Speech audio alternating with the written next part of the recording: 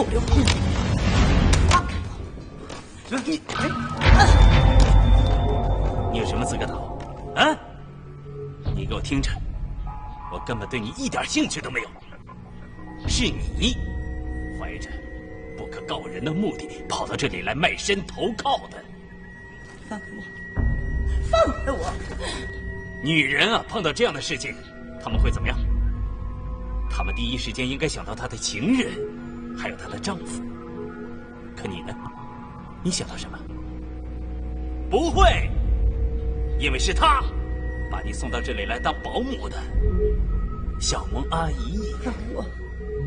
是，对，你现在应该大哭一场，哭，哭，哭吧，哭！我就不哭！哭！就不哭！就不哭！哭啊！不！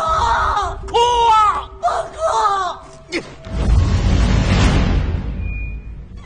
我就不哭！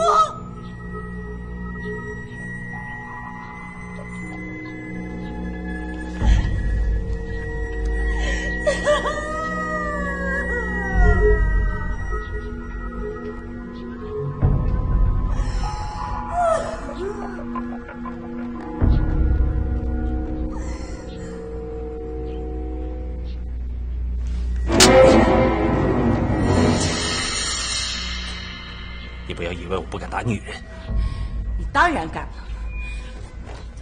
世界上还有比你更卑鄙下流的人吗？陆耕农是你哥，你都可以用那么下流的手段对他，何况别人？当然不在话下了。你知道陆耕农怎么对我的吗？根本就不是真的。你知道里边的秘密吗？你只是个彻头彻尾、自以为是的疯子。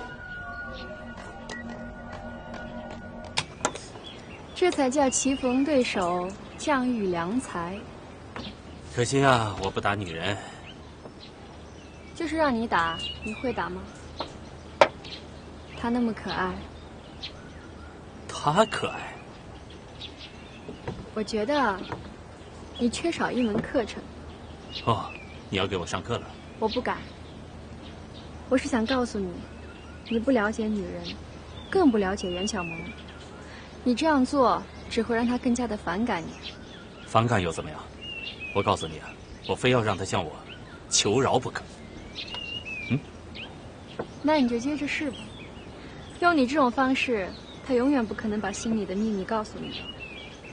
哎，小莫啊，我很尊重你，可说到女人，我肯定比你了解。但愿吧。你看着吧，今天晚上我必须要让袁小萌把实话说出来。如果真的这样的话，那我就把我那5%的股份无偿的转让给你。那好啊，一言为定。一言为定。去哪儿啊？耕农集团。找那姓林的吧，他可不是什么好东西，你最好离他远点。你这是要管我吗？我是耕农集团的股东，你们陆远航董事长的合作伙伴。来谈感情呢，我入斗都得让给您几分。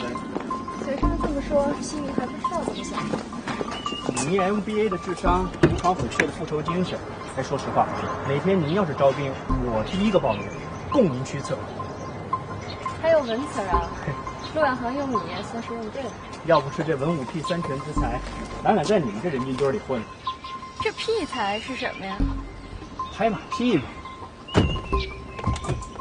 这拍马屁啊，得有技巧，既要拍得神不知鬼不觉，让人照单全收，哎，最好是拍出一个和谐热闹团结的气氛，这就是高手。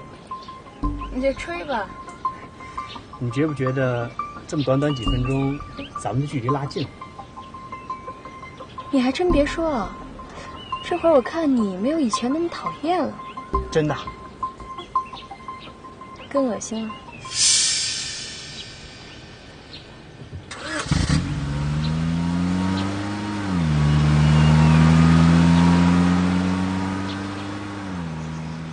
袁小萌够猛的，哎，结果呢？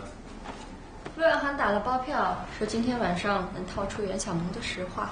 不可能，他既然敢打他，就不可能跟他说实话。你以为陆远航真的会把功夫下在袁小萌的身上？他呀，只会在马天林身上下功夫。马天林身后还有一个张家权。张家权。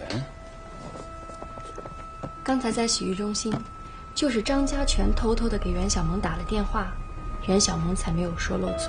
张家权和马天林之间有秘密？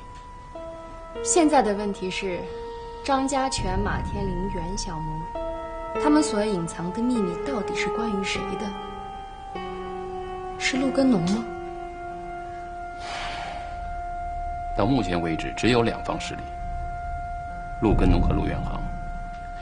张马二人是在夹缝中求生存，非此即彼。既然他们是在对付陆远航，那他们只能是陆根农的人。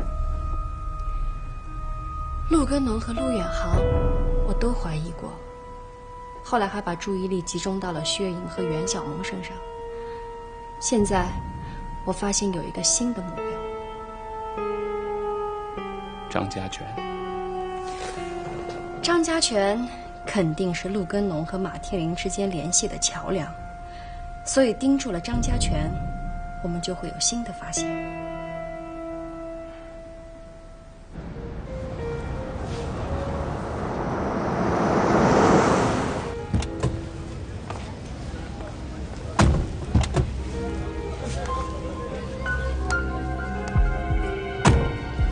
就这儿，档次可低了点吧？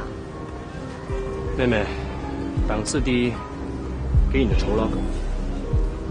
好好干，这事干成了，比你干其他的1个月都强。去吧。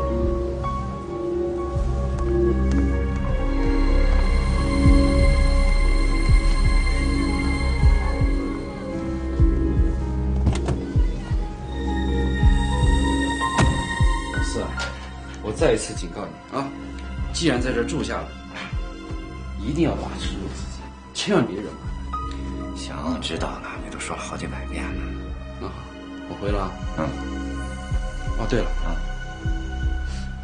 袁小萌既然在陆远航那儿干上了，就说明他还是把你放在第一位。你就等着好消息。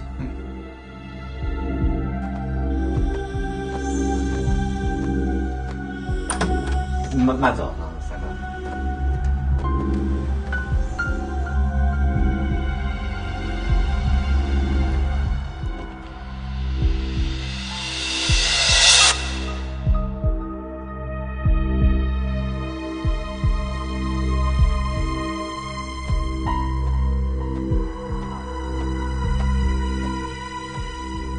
你是马总吧？对呀。还记得我吗？上次慈善拍卖会上，